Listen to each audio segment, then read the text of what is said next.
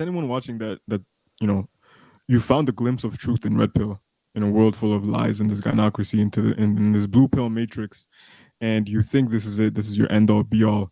We challenge you that you're only in level 2 and that Islam is level 3. Watch some of our videos, get familiar, come on the podcast. And to Rollo and Rich Cooper, definitely Mike, we invite you to Islam, and we urge you to come into this with an open mind, and we'll be here along the way if you want to do a podcast or an episode, even if you don't want to record it, because we're not doing this for any dunya or material gains. أشهد أن لا إله إلا الله.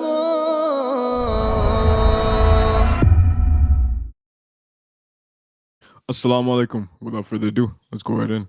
How you doing, bud? Good. How are you? What's up? Oh, I just wanted to make a comment. And well, first off, Rich and Rollo, both you guys changed my life. Thank you, man. Appreciate it. Yes. In any case, I wanted to comment that I think Islam is probably going to be resistant to feminization. And the You'd reason be surprised. Yeah. You'd be It'll be the surprised. last holdout. It'll Yeah. definitely be the last holdout. Yeah. well, it's essentially my thinking on this is that the Quran and the Hadith and the Sirah are declared to be perfect and unchangeable, and that Muhammad was the guy to be emulated in all aspects. So any changes to it, then they brand you as an apostate. Mm-hmm. And if you're a Catholic, you might get excommunicated. But if you're an apostate in Islam, well, the consequences are a little more severe. I'll tell you what the problem is with that is that boys want girls, Yep. and boys will do whatever it takes to get girls, and girls are susceptible to these narratives, right?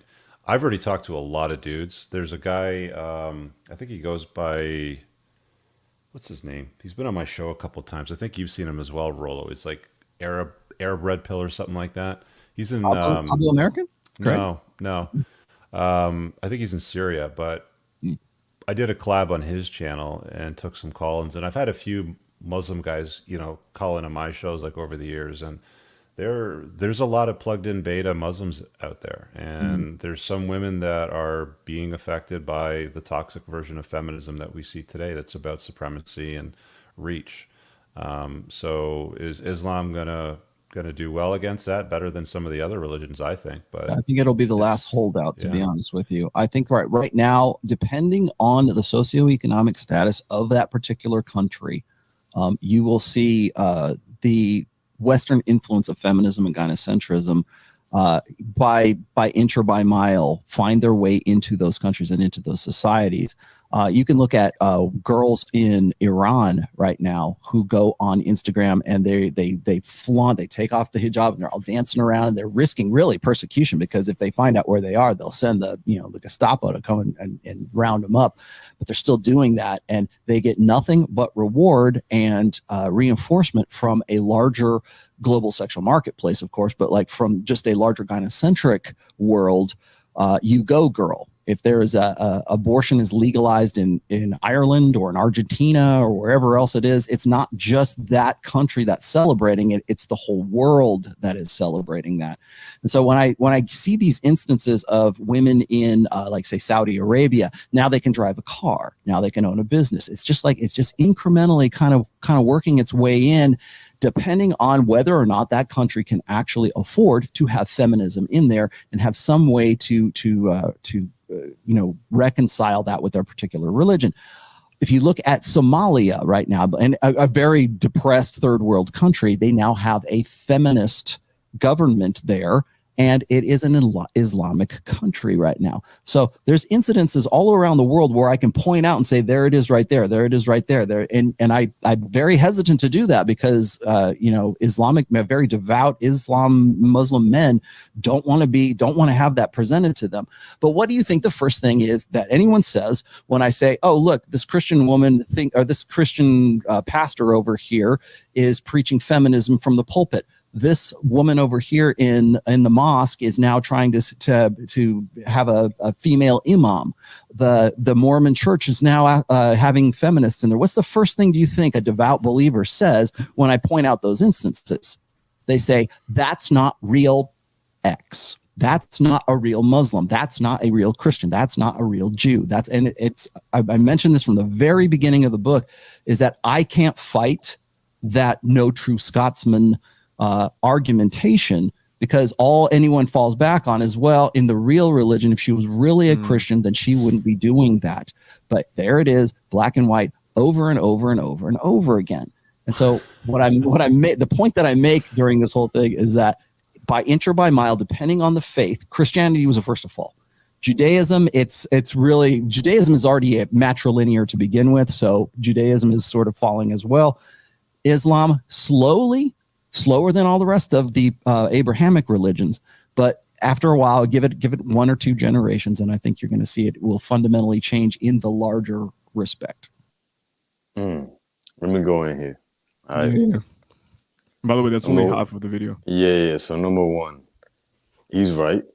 You know, if this is not really Islam, and you got to think about it like people are not perfect.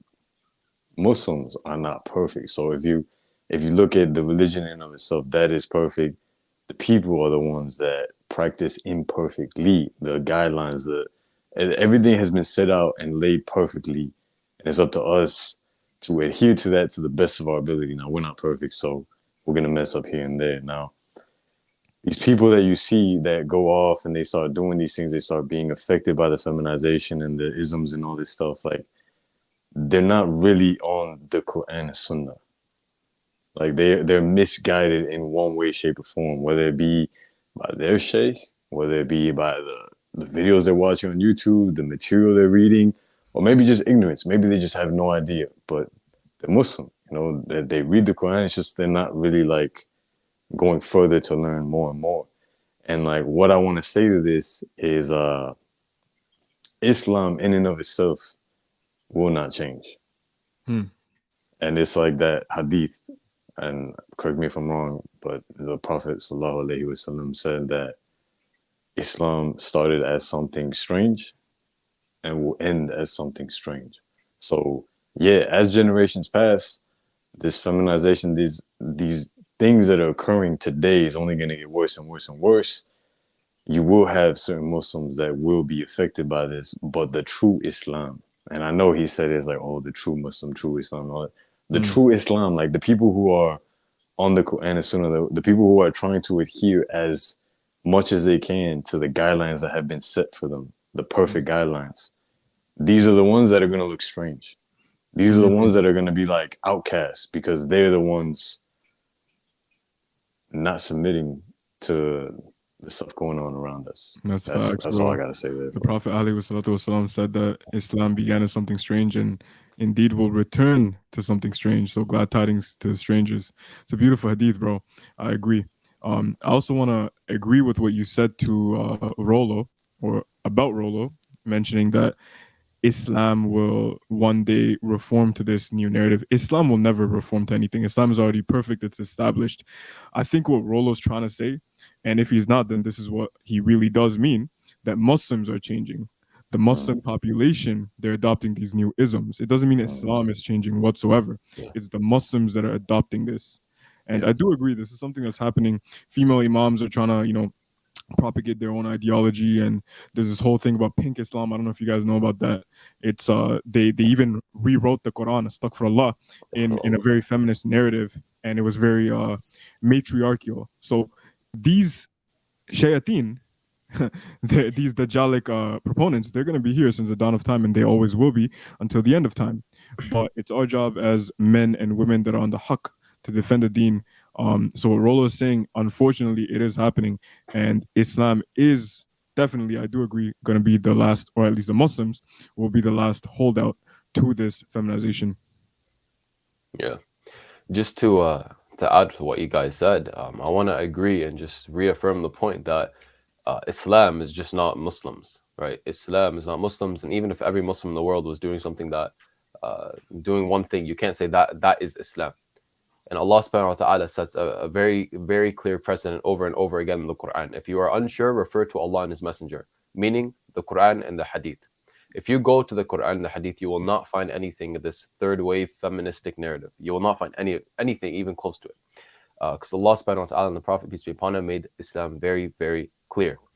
We're always going to have our books. We're always going to have the Quran. We're always going to have our Hadith. We're always going to have our scholars and those of knowledge, even if they're few in number, that are going to come and teach proper base one Islam, not a reform version, not a version that fits the Western narrative, not a version that fits a liberalistic, secularistic narrative, but pure Islam. And the Prophet ﷺ, he actually knew exactly what was going to happen. He knew this exactly was going to happen, and he prophesied it in the Ahadith. The Prophet ﷺ said there will come a time where women are clothed but naked.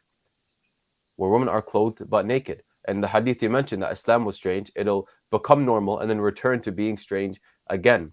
And the Prophet ﷺ also said there will be a lot of speakers, but very few scholars. So we have few scholars that are teaching Islam properly, but we still have Islam. So the difference between a person that says, oh, they're not a real Muslim, because I'm sure they would say the same thing about me, that I'm not a real Muslim because I don't stand for LGBTQ rights. The difference is I can prove it with the Quran, with the hadith. I can prove it with my religion. They can't prove it at all. They're just teaching whatever they want to teach. So at the end of the day, Islam is preserved. As Allah said, He sent down the reminder and He will surely preserve it. So Islam will be preserved, the Quran will be preserved, the Sunnah will be preserved. Even if no one understands it 100% for an entire century, all it takes is an ideological shift, a revolutionary paradigm shift, a shift in power, a shift in the position in the minds of certain people. And then people go back to base one Islam. Let's study it properly. What did the classical scholars say?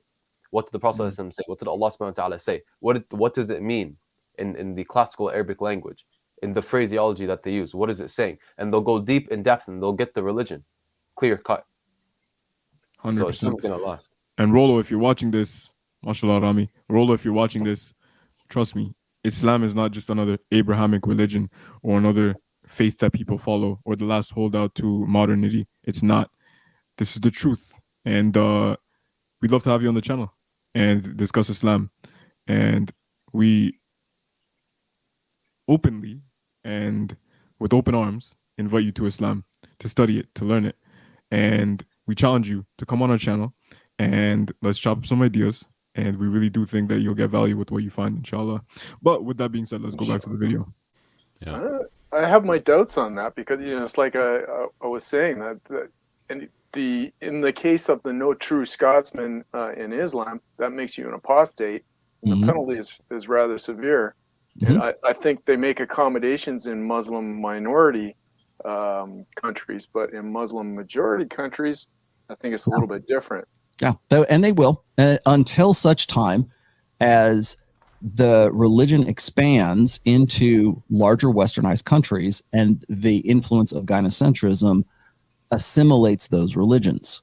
So yeah, you could say, well, in Somalia, in Boko Haram, in Central Africa, wherever else, yeah, you might be right where they can still get away with that. But in larger countries such as like the United States, the UK, wherever else, where there's a state that protects women from that, then you're going to see that religion change, at least fundamentally in that state. So what's the real religion? When the majority are more feminized and the minority are the ones who are the apostates, right? Are the ones that are enforcing that. Don't we have Muslim women in the U.S. Senate that are feminists? Yes.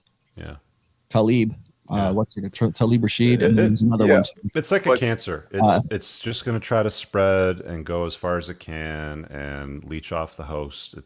It is what it is, right? But like Rollo is saying, it's going to be the last battleground for sure. So what are they going to say if it's what's not Talib but the other girl? I can't remember her name off the top of my head, but like they'll just say she's just not a real Muslim. She's not a real Muslim. They're using feminism in that case because it's they're in a minority. They're using feminism as the useful idiots. Like I would suggest that while they're in the majority, then they're going to use feminism or anything else to advance their cause.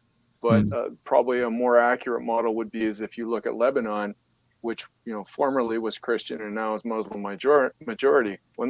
When they're in the majority, then the rules change, and you get locked down or stricter rules, right? Yeah.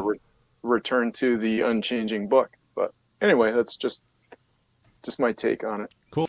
Yo, so Mike seems like a smart guy. May Allah bless him and got him to Islam. I do want to say when Rollo did mention that, you'll see Islam change, or you'll see the books change. No, the books don't change. You see pastors and priests, openly promoting Alphabet Gang and all this.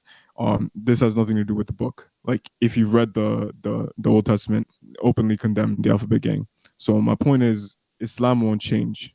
Will the Muslims change? Will they kind of pander? Yes, they might, but you're not gonna see the Quran being modified at all. Cool, man. Yo, hold Thoughts? up, Thanks. pause. Rami, why don't you hit on the whole apostate issue? Because they did say that, and there are a lot of people that have misunderstanding when it comes to this. Yeah. So on the topic of apostasy in Islam, so a lot of people like to say if you leave Islam, you're a kafir and all of that. If that was bare bones of the case, then hypocrites would have. The difference is we don't always know when someone leaves Islam unless they come and they start preaching a messed up version of Islam or otherwise. So what they're referring to is there are certain beliefs you can have that if you believe it, you're out of the fold of Islam. And now the reason this is so toxic is because of a few things. For example, the Jews of Arabia, what they used to do in the time of the Prophet ﷺ is they would pretend to accept Islam in the morning and then they would leave Islam in the evening. And they would do this in order to make the people feel like, because there's strength in numbers, they'd make the people feel like, oh, maybe Islam's not the right choice. And they did this on purpose. So this is actually a tactic. One guy on TikTok actually did this a few days ago, straight up, pretending to accept Islam, and then he left it a few days later. It got like millions of views, actually. So it's a tactic that, people think it works. But regardless, when it comes to apostasy in Islam, if you believe, for example, you don't have to pray your salat and you go out and start teaching that to the masses, you're now trying to corrupt the people's practice of Islam. And since Islam is literally the identity of these people, and Islam is the most important thing to us because it came from the one who created us and the world and everything and the laws that we have, that person ought to be put in an Islamic country, or for example, in the Treaty of Hudaybiyah, the Prophet ﷺ made a treaty, a pact, an agreement with a non-Muslim land that anyone who leaves the religion will be transported to that place and they'll go live there. But what he's referring to in this case is someone who is teaching something in Islam that is so far outside of the conception, it actually goes against Islam. And in a Sharia country basically ruled by Islamic law, this person may be put or may be sent somewhere else to live in a non-Muslim land, but that's not always the case. It's not bare bones like that. And it's only if they go and they start preaching outwardly to the public, to the masses, corrupting their view, corrupting their understanding and everything, which we could see is actually very toxic. It's, we can see in society what's happening now. Yeah. And then we put them in a private place where we recite the Quran to them and we teach them about Islam properly. And we say, what you've been teaching is, aside from Islam, here's the evidences. And the Quran literally says, peacefully and kindly speak to them for 3 days and basically warn them what will happen. If you keep doing this, you're going to. So you have to stop what you're doing. And if they don't stop, then they're put to death. So it's not just so clear cut, but that's what it is. Jazakallah. It's good that you mentioned that, man, because people are under this impression where it's like, yo, if you leave Islam, then you're automatically put, when it's actually not the case. Yeah. So Jazakallah. All right. We're at the 90. Well, we're past Ilhan 90 Omar, minutes. that's who it is. Yes. Yeah, that's it. Yeah. Go ask Abu American whether he thinks Ilhan Omar is a real Muslim. Oh, he will You'll not get a be really happy good to answer that. from him. Oh, that's it. That's it, bro. All right. The last thing that I want to say before y'all jump in, when they were mentioning that Muslim that's in the Senate and she's feminist and stuff like that, it's like what I said earlier, where we are imperfect. And if someone doesn't have that correct guidance, it's very easy to be misguided. And if you're misguided, you're going to take on anything that's coming to you that you feel is the way that keyword feel. You feel that this is correct when in reality it's probably not correct. Yeah, 100%. And I want to provide an alternative perspective to this whole, these Muslims in positions of authority and these politicians who are Muslims are, they're basically they're non-Muslim. They have this different understanding of Islam. A pure Muslim who actually understands Islam, two things. One, no one in the West is going to give them a position of power at all, because they're going to want to rule with the laws that Allah subhanahu wa ta'ala has made. And those laws are going to end up at one point or another going against Western law. So a true-to-heart Muslim who believes in the Quran and the Sunnah 100% is not going to be given a position of power. Two, a true-to-heart Muslim with understanding of the Quran and Sunnah they're not going to want to be an authoritative figure in the Western context, because then they're going to either have to get kicked out for not abiding by their laws, or they're going to be forced to enact laws that the West decided. And we know in Islam we can't operate under any other law than the law of Allah subhanahu wa ta'ala, especially if you're like a judge or you're a senate and you're arguing for or against something that could be for or against the West, and it could be for or against Islam, and you end up arguing against Islam. No Muslim is going to want to do that. So you're only going to have people who aren't practicing Islam like wholeheartedly in these positions, because they don't understand that inevitably they're going against their core doctrines and their core beliefs. So this whole like, oh, this Muslim's in position of power, they're not practicing right, actually has literally no bearing in the Islamic perspective at all. Because had they been practicing Muslims, they never would have been in that position anyways. 100%, bro. I think at this point, we said what we had to say. Anything else would not do it much more, unless Anna has something to say. There is one more. Go for it, bro. We also invite you, Rich Cooper, as well, to Islam, bro. Yes. You love it. We do, 100%. Brother Mike as well. Yeah, Brother Mike as well. Yeah. Isn't he the moderator that does the debates? No, bro, that's James Kuntz, bro, in another channel. Oh, Modern Day Debate. But guys, to anyone watching that you found a glimpse of truth in Red Pill, in a world full of lies and this gynocracy in this blue pill matrix, and you think this is it, this is your end all be all, we challenge you that you're only in level 2 and that Islam is level 3. Watch some of our videos, get familiar, come on the podcast. And to Rollo and Rich Cooper, definitely Mike, we invite you to Islam, and we urge you to come into this with an open mind, and we'll be here along the way if you want to do a podcast or an episode, even if you don't want to record it, because we're not doing this for any dunya or material gains. With that being said, Rami, do you think? اللهم آتنا في الدنيا حسنة وفي الآخرة حسنة وقنا عذاب النار. السلام عليكم ورحمة الله وبركاته. أشهد أن لا إله إلا الله.